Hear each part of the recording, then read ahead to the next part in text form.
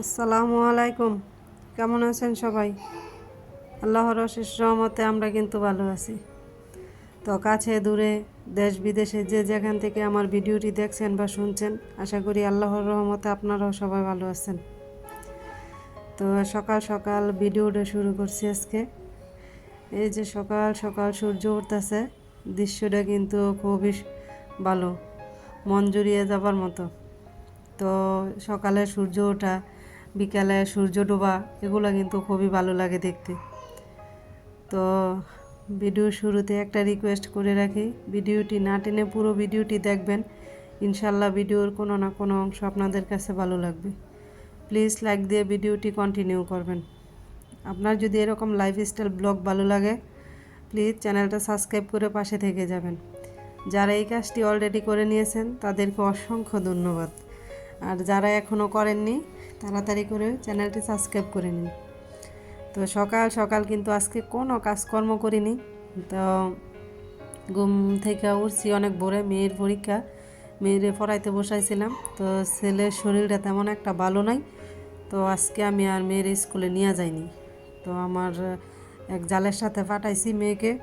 তো ছেলের মাথায় শখ করে কিন্তু চুল রাখছিলাম। তো চুলগুলো কিন্তু দুইবার সেলুন থেকে কাটায় নিয়ে আসছি, সেই ভিডিওগুলো কিন্তু আপনারা দেখছিলেন। তো চুল রাখার খুবই শখ ছিল, ভালো লাগে বাচ্চা মানুষ সাইড কাটাই দিলে। তো চুল রাখাতে কী হয়েছে, যে ঠান্ডা পড়ছে কিন্তু হ্যার মাথা সব সময় গরম থাকে, চুলের ভিতর ভিজা থাকে, পানি পানি জমা থাকে। তো এতে করে কিন্তু হ্যার প্রচুর ঠান্ডা, একবারে মনে হইতেছে হ্যার কণ্ঠসুরটা বইয়া পড়ছে। এরপরে তো 2 দিন ধরে ছেলের এত পরিমাণ ঠান্ডা জ্বর, একবারে ওয়াশ করতে পারতেছে না। তো সবাই আগেই বলছিল চুলগুলো কাটতে দেওয়ার জন্য দাদু এরা, কিন্তু তখন আমি কাটিনি। ভাবছি যে মেয়েদের পরীক্ষা দেওয়া হইলে বেড়াইতে যাম, তো চুলগুলো থাক। তো এখন মনে হইতেছে যে আর রাখা সম্ভব না, ছেলে বারবার অসুস্থ হয়ে পড়তেছে। মানে চুল গোসল করানোর পর ভালোভাবে মোছায় রোদ্রে দাঁড়ায় মাথাটা শুকায়নি, কিন্তু ওই যে পরে হ্যাঁ গামে, এই গাম থেকে ওর কিন্তু অনেক ঠান্ডা লেগে গেছে। তো আমি কিন্তু অর্ধেক চুল আলাইছি। তো ব্লেড একটা আনছি, মনে হইতেছে যে ধরে না, আবার কি আর একটা ব্লেড দোকান থেকে নিয়ে আসছি। তো মেয়ে কোলে নিয়ে বসছে, তো আমার চাচি শাশুড়িরে ডাক দিছি চুল ফালানোর জন্য। পরে দেখেন আসল খেলা। তো চুল তো একটু পালানোর পরে হ্যাঁ ঘুম ভাঙে গেছে। তো ভাঙার পরে তো আর মনে করেন যে কোনো ভাবেই চুল ফালানোর মতো না, এত লড়ালড়ি করতেছে।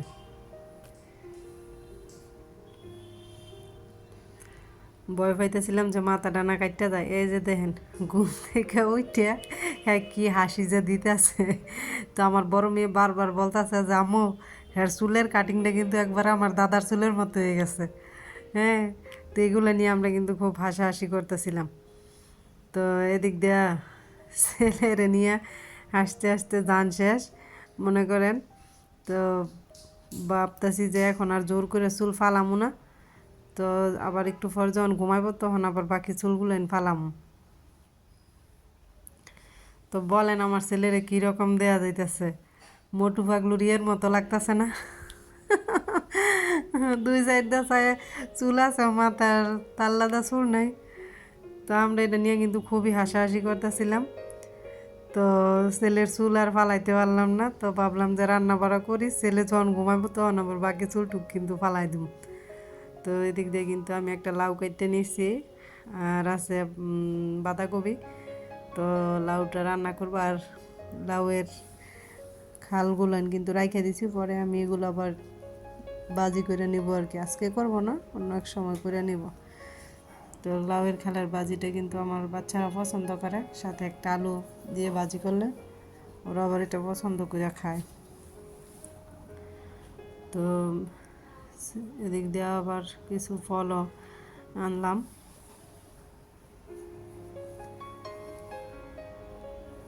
তো আমি স্কুলে যাই নাই, আমার জালের হাতে আনাইছিলাম আজকে, যেহেতু আমি বের হই নাই।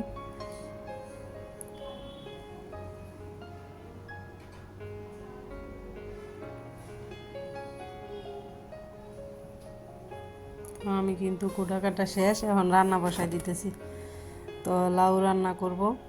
তো লাউয়ের মধ্যে কিন্তু আমি খুব কমই মাছ দিয়া ফাঁক করি, কেন যেন লাউর মধ্যে মাছ দিলে আমার কাছে খুব একটা ভালো লাগে না, কেমন যেন একটা আষ্টে গন্ধ লাগে আর কি, খাইতে খুব একটা ইচ্ছা করে না। তাও মাঝে মধ্যে খাই বড় মাছের মাথা বা চাক টাক দিয়ে, কিন্তু বেশিরভাগ সময় কিন্তু আমি লাউ মাছ ছাড়াই রান্না করি, আমার কাছে এটাই ভালো মনে হয়।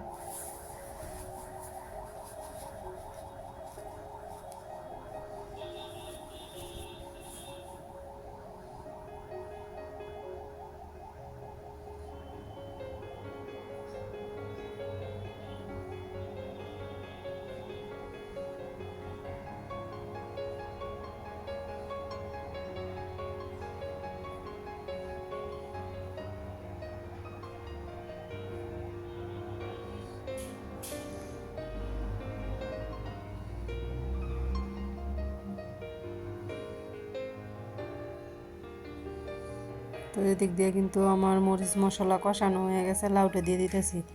তো এত বড় লাউটা আমি পুরাই কিন্তু নিয়ে নিচ্ছি, যে পাতিল বইরা লাউ রান্না করব।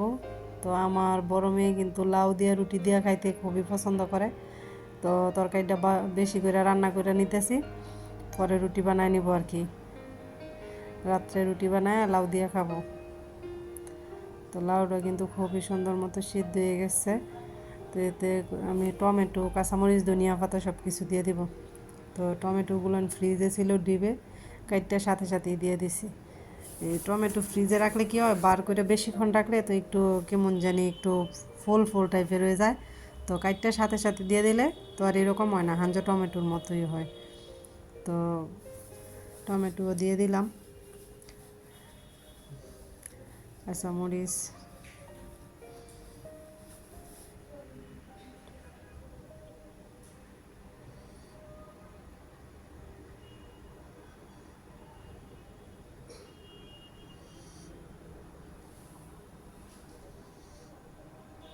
এই যে ধনিয়া পাতা দিয়ে দিলাম।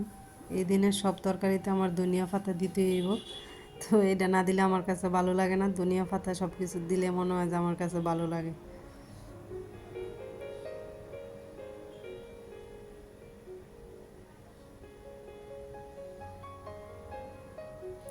আর আমি কিন্তু বিশেষ করে লাউয়ে কোনো সময় পানি দিই না, লাউয়ে যতটুকু পানি উঠে ওইটুকু পানি দিয়ে কিন্তু আমার রান্নাটা কমপ্লিট হয়।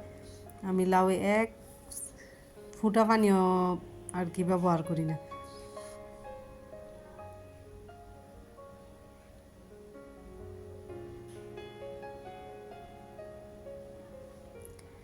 তো যারা যারা এতক্ষণ ধরে আমার ভিডিওটি ধৈর্য সহকারে দেখছেন, প্লিজ একটা লাইক দিয়ে যাবেন। আর আপনাদের কি মতামত বা কি কমেন্ট করে জানাতে চান জানাতে পারেন। যদি ভিডিওটি আপনাদের কাছে ভালো লাগে, আপনারা চাইলে কিন্তু ফ্যামিলি বা ফ্রেন্ড সার্কেলের সাথে শেয়ার করতে পারেন। তো এদিক দিয়ে কিন্তু আমি বাঁধাকপি বসাই দিছি। এই যে বাঁধাকপিটা বসাইছি, এটাতে কিন্তু মাংসের আর কি যত মশলা, তেজপাতা, দারচিনি, এলাচ, এরপরে জিরার ফাঁকি সব মশলা দিয়ে কিন্তু আমি ভাজিটা করছি।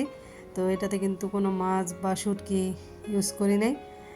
এটা এরকমভাবে খাইতেও কিন্তু বেশ মজা হয়। এই রান্নাটা কিন্তু আমি আমার মায়ের কাছ থেকে শিখছি, আমার মা খুব মজা করে রান্না করে।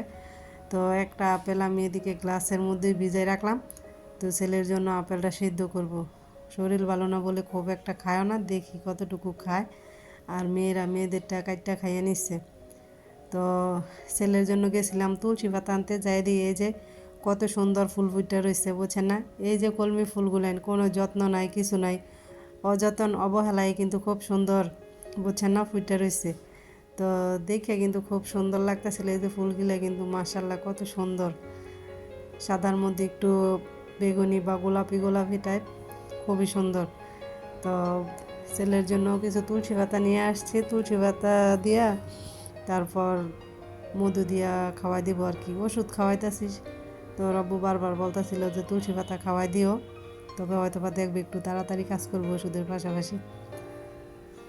তো এই যে আমার ভিডিওতে পড়ার সময় দেখেন আমাদের বাড়ির পাশেই যে একটু বাগানের মতো কলা গাছ টাছ আছে, ওই জায়গায় এটা।